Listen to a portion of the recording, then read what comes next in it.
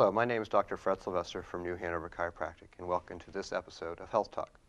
Today we have a very distinguished guest, Dr. Jen Landis. She is from Grandview Hospital, and she is an OBGYN. And today we're here to talk about a very important component or diagnosis called gestational diabetes. And it's a condition that affects, excuse me, mostly pregnant females. But I wanted to kind of give an idea of what our public could expect if they become pregnant and how gestational diabetes could be a factor in their lives. Okay. So Dr. Landis, what is gestational diabetes?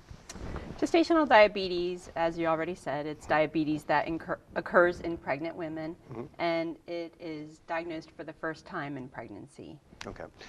Go ahead. I was just going to add that we've all heard of diabetes in the general population, but a certain amount of women develop diabetes when they become pregnant, and then it actually resolves when they deliver the baby. Very interesting. So with gestational diabetes, you're saying that most women who have this never had diabetes before, is that correct?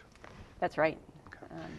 So what is the prevalence of gestational diabetes within the pregnancy? The prevalence, as best as we can tell, is about 5 to 6%, which would Okay. be about 1 in 20 pregnant women. Okay. And what are typically the signs and symptoms associated with gestational diabetes? They're very subtle. Most of the time there are no signs and symptoms, but women can experience increased thirst, Okay. increased urination, fatigue. Sure. The problem is most pregnant women have these symptoms anyway, so it makes it hard to diagnose. Is there a different way to differentiate between what is normal pregnancy and what is gestational diabetes for a woman? Not really. No. No. In some patients, we'll see when they come into the office, we always check a urine test, Okay. and we can see that they're passing more sugar in their urine, Okay. and that can be an indication that they're more at risk, but really there's really no difference. Okay. So if a lady who's pregnant, who's coming into your office, who's underneath your care, what would be their experience or what would be their expectations of how they'd be worked up, from, we'll say, week 1 to week 36? Certain women who have high risk factors are screened earlier in their pregnancy for gestational diabetes. Okay. Some of the things that would be high risk factors would be obesity. Sure. Anybody who has a body mass index over 30 is considered obese, and they would be at higher risk. Okay. Women who have a strong family history of diabetes, first degree relatives specifically, would Okay. be higher risk. Certain ethnic groups are higher risk, African American, Hispanic, Asian American, Native American, some of the Pacific Island populations are more at risk. Okay. And anybody who's had a previous pregnancy with gestational diabetes is higher risk. So we would screen them early in the pregnancy. Okay. In the general population, in women who don't have those risk factors, we screen them between 24 and 28 weeks Okay. of their pregnancy for gestational diabetes. So that becomes more routine. So it's not something that, if a test pops up at this point at 24 or 28 weeks, it's not that you're concerned about anything. It's just the natural tendency of where you'd be a normal screening that would We occur. screen everybody. Okay. There have been some studies that look at just screening high-risk people or certain populations, but that's still going to miss a lot of women who have it, so we screen everybody. So if you come back positive, and maybe you can even explain how the workup is done then on the screening at this point, and then how you become more specific to the diagnosis of gestational diabetes. Okay, the basic screening test is a 1-hour glucose tolerance test, which is a non-fasting test. Sure. A woman will go to the lab. She's given a 50-gram glucose drink. Sure. It's usually flavored orange or cola. Yeah. Most women complain about it, but the best we have. Sure. You drink the juice and then have your blood drawn in 1 hour. Okay.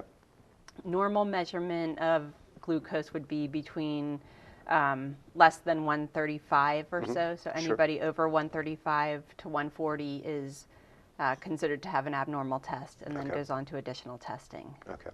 And then, so some of the additional testing, if those turn out positive, say we have a read of 145 or 150 at this point, what are they doing there?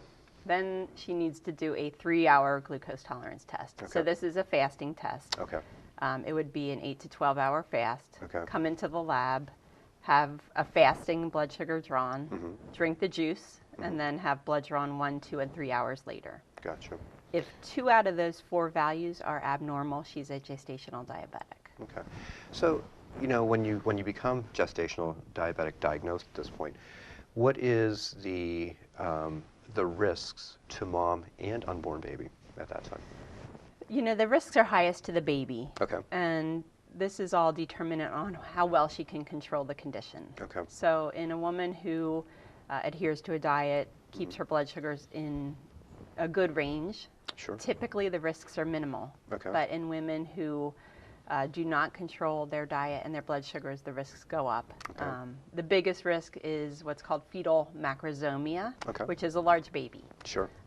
Typically, a baby over 9 pounds is considered macrosomic, Okay. and it's mainly an issue of delivery because Okay. these babies are more likely to lead to a difficult delivery. Okay. Sometimes they get stuck coming out. That Mm-hmm. can lead to nerve damage in the baby. Sure. Some long-term disabilities can injure the mother Mm-hmm. during delivery. So that's the biggest risk. Sure. But also babies can have hypoglycemia Sure. when they're born, which is low blood sugar. Okay. That can lead to seizures. Hmm. They're more likely to be jaundice, Okay. and also respiratory distress. Okay. Later in life, a lot of these babies are more at risk for developing diabetes and obesity. Can you explain, maybe even give some light on the difference between why there's not more birth defects, we'll say, with gestational diabetes versus, neural tube defects per se? And how does that all kind of tie in and work out together? I would think that diabetes would have maybe an effect for more birth defects. We see more birth defects in women who are actually diabetic prior to pregnancy. Okay. So your type 1 and type 2 diabetics Mm-hmm. are more likely to conceive babies with cardiac defects and Sure. different anomalies, whereas a gestational diabetic typically is not going to have those issues for the Okay. most part. Interesting. So what is the current treatment then for, gestational diabetes for a mom? When we diagnose a patient, we refer her to a diabetes and pregnancy program. Okay. Different facilities, different hospital systems have programs, Mm-hmm. and it's comprised of a dietitian and usually a high-risk perinatologist, a pregnancy doctor, to help the woman to manage the diabetes. Okay. And the first thing they'll do is teach her the proper diet. Okay. Ideally, the diet would consist of about 30 to 40% carbohydrates. Okay. So that's sugars and sweets and starches, 30 to 40%. And then the rest split between proteins and fats. Gotcha. So teaching a woman that, each meal should contain these proportions. Gotcha. They would eat 3 normal meals, usually 2 or 3 snacks thrown in. Okay. And so they're taught about that. And they're also taught to check their blood sugars. Okay. Initially, a woman will have to check her blood sugar about 4 times a day, and that's a finger stick. Sure. It would be fasting and then 1 or 2 hours after each meal. Okay. If her numbers are good, sometimes we can space out those tests and do it just a couple times a day. Sure. So that's, the initial Workup. workup. The high-risk physician would do some extra ultrasounds of the baby to monitor growth and amniotic fluid and things like that. Okay. We manage these patients jointly with the high-risk doctors. Gotcha. So are there any, we'll say, techniques or efforts to prevent gestational diabetes? Some things can be modified.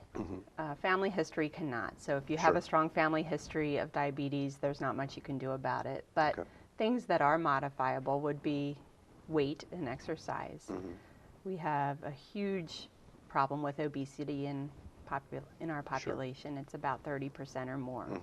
And even modest weight loss prior to pregnancy can decrease the risk of something like gestational diabetes. So we're not asking our patients to lose 100 pounds. Even 20 pounds can be a benefit. Sure. Also, exercise programs, doing low impact, regular exercise, walking, swimming, biking, things like that, half an hour a day, 5 days a week, Sure. can improve and prevent something like this from developing. I know this is kind of a different topic, but what is your take and your stance on women exercising and keeping active through pregnancy, the whole ways up to, we'll say full term and delivery? Is that something that you prescribe to? Definitely. We encourage it.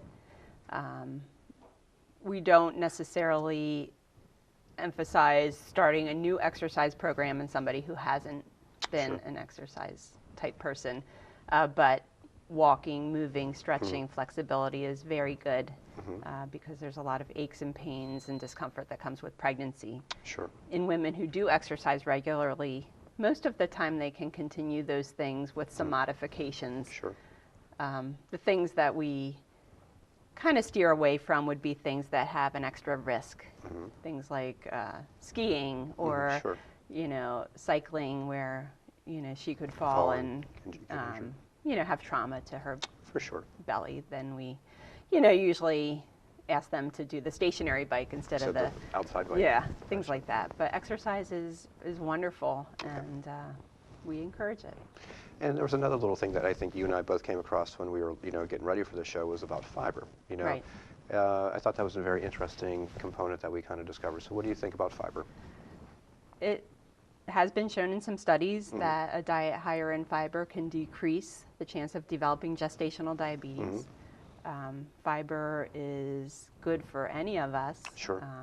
In terms of weight loss and just a healthy diet, maybe decreasing the risk of things like colon cancer. Yes. So it's definitely something to encourage. Absolutely. So with all the information that we have and all your expertise at this point, what is your take-home message? My take-home message is just to become as healthy as possible before pregnancy. And as I said, when it comes to weight, we don't ask our patients to transform themselves into something they're not and lose large amounts of weight. But modest weight loss is going to improve safety in pregnancy and the health of the patient as well as the baby. Exercise in any way. I tell my patients to use the stairs, to park further away from the store and walk in any way, to just move, which is something that so many of us don't do as much as we should. Sure. So trying to become as healthy as possible before pregnancy is going to be a benefit for the mother, for the baby, for delivery and after. Absolutely. Dr. Landis, thank you so much for coming on to our show. Thanks It's for been a having pleasure me. to have you. Thank you for your expertise, and we look forward to having you again sometime later in our show. Thank you. Thank you. So again, my name is Dr. Fred Sylvester. Again, this is an episode of Health Talk. Good day and good health.